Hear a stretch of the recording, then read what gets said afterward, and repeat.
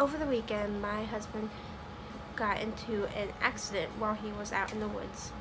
And so I wanted to do a little bit of an update on that. So I just wanted to do a quick vlog on what happened over the weekend and how my husband ended up in the critical care unit and where we are right now.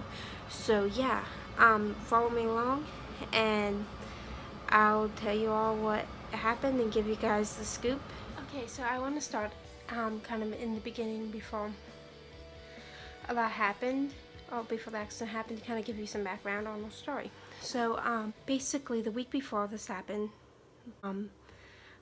about 1 week before, so on Saturday, my son Liam came down with 104-degree fever, and so we had to rush him to the ER because yeah, he wouldn't get better. And then after that, my husband got sick later that week, and then I ended up getting sick on Friday. On Saturday, I remember I was going into town, and I went to get groceries and kind of like all those different things, trying to get ready for the weekend. And so I noticed in my rearview mirror, and I could hear that there was an ambulance coming up behind me, but it was far enough away I didn't have to stop yet. So I was like, oh, I don't feel like stopping for an ambulance. And so I started going around the roundabout in my town, and luckily enough, I was far enough ahead of it that I didn't have to turn off, and it went down another exit of the roundabout. And so yeah, I went home, and then I remember I just started getting stuff ready for Sunday, which I like to do. Like, I got my son's diaper bag packed, and I put an extra set of clothing in. I didn't know why, but you know, it's always a good idea to have that. And then basically after that, and I remember my husband went out to go hunting, bow hunting, and you know, made dinner for Liam and I. And then I got Liam in his PJs and all that kind of stuff. And then everything was normal. And then it was right before I put my son to bed. Troy came home, and you know, it's not at a normal time or anything. He came home and he knocked on the door, and which I thought was funny because he knocked and he didn't try, like when he found out like the door was locked, that he didn't try to unlock it with his key.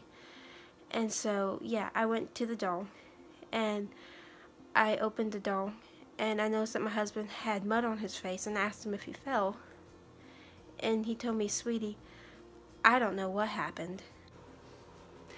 So after my husband came inside and he was confused, or well, he didn't know what had happened, he actually didn't seem all that confused. And so I felt like he should go to the hospital, was my first instinct, but I was second guessing myself, so I called up his dad. And I asked Troy too, because he was aware enough to know, like he was aware and stuff. I asked him if he fell from his tree stand. He said no, he didn't. I called Troy's dad just so I could get a second opinion. And Troy went into the living room, and so Troy's dad, well, eventually we figured out, okay, we're going to the hospital. Well, I was in Liam's bedroom for 5 minutes, and in that time, Troy fell asleep.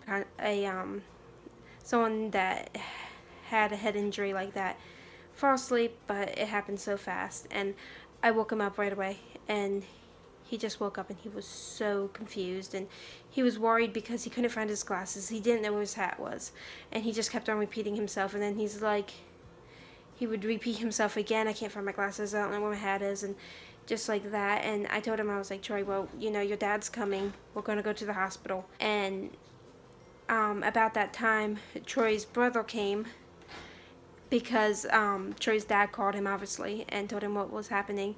And Troy's brother came, and I was leading Troy out of the house, and I was needing help because I had Liam as well in my one arm. And Troy's brother came and got him out and took him to the car. We drove into the hospital, and if I would have known how awful the ride would have been, I think I would have called the rescue squad. But you know, hindsight is 20/20. Hospital, there's no one out there to see what's going on, and so I signed him in. and we were waiting for like a few minutes, and then finally one of the registration nurses realized that this was a really and true emergency and he needed to get in, and they got him in right away and got him on a bed, and he was just moaning and groaning, and they were putting an IV in and all that kind of stuff, and he's just screaming ow, and you could tell he was just not with it. I looked back behind me, and behind me when Troy was like throwing a fit and stuff, and I saw that all the nurses in the nurses station were just standing up and just staring, and they would like look at me and give their little pitiful stares, which you always read about in books. So after a while, all of Troy's brothers were there, and his dad got to the emergency room. One of the nurses came out and was like, who do I need to talk to? Who is like actual family? And so me and Troy's dad and brothers all went back. She took us back to the hallway, and I was thinking, oh my word, this is bad. This is really bad, you know, what is going on? And so she took us back to a private part of the hallway and told us, you know, actually out here now at the construction site where my husband works. Well, he wanted to take a treat out to the guys and just see the guys and stuff. You know how that works. Then after that, she told us, she's like, yeah, what the trauma that your husband has faced is too severe for what this hospital can handle. They don't do that kind of stuff. And so they were actually going to med flight him out of the hospital, and so, you know, it kind of scared me there. But they said they can't med flight him out because it was too stormy and stuff, and they weren't flying med flight, so they were going to transport him via ambulance. I of course was the one that rode with Troy in the ambulance to the ambulance. They put me up in the front seat, and we went lights and sirens to Columbus. And yeah, it was just crazy.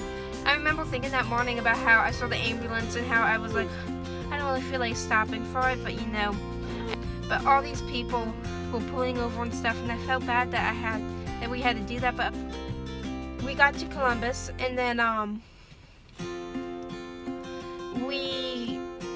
they took me into a little waiting room, and I basically sat in this room. They wouldn't let me in the room with Troy because he went into the trauma unit, and they went in and were taking care of him in there.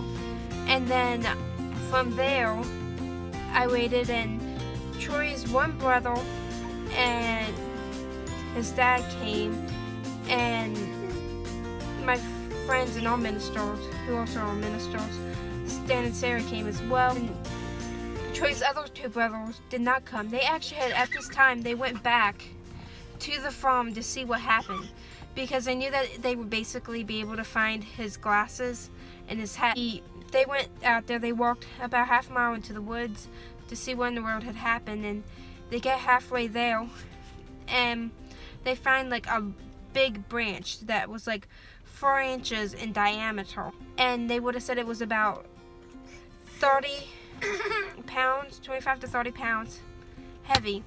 And they found that, and they looked up into the tree, and they said that they could see where the branch had fallen off. It was about 40 to 50 feet up, and there was no other branches or anything to stop it. So it came down, from what they could tell, and it would have hit Troy with nothing to stop it, and nothing to and no warning. So Troy had absolutely no warning.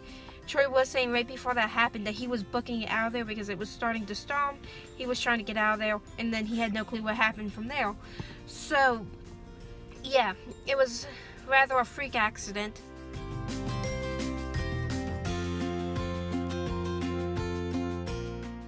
Okay, so we obviously have come home. I kind of want to finish up the story because I feel like this has gone on long enough. And so yeah, so after we got to the hospital, well, they moved Troy into a little room in the emergency room that we could go and visit him, and we sat around him and talked, and he did wake up at that point. A little bit later, they took us up to the critical care unit, and they got him into a room there. And it was like 2 o'clock in the morning. We were all just so tired, so we could only go 2 at a time, and they all kind of took turns. and were in there for a little bit and stuff.